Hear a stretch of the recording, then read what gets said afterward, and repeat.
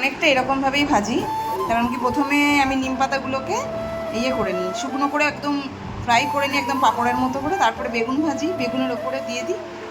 আর এখানে ডাল হয়েছে আজকে যেহেতু মঙ্গলবার, পাঁপড় ভাজা হয়েছে আর আলু ভাজা হয়েছে, ব্যাস এই আমাদের আজকে দুপুরবেলার খাবার। যে পাঁপড় ভাজা চলে এসছে, আর আমি এখন নিম বেগুন ভেজেছি, এটাকে এখন মেখেছি ভালো করে।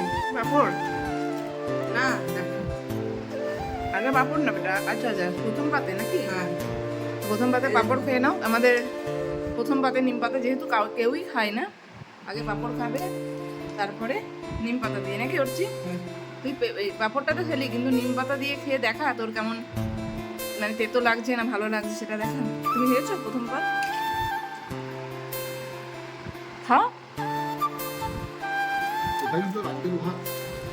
ওটা নিম পাতা দিয়ে বলে এটুকুই খাবো।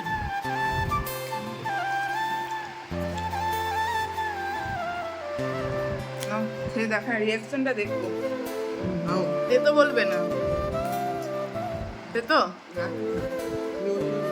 ভালো লাগছে।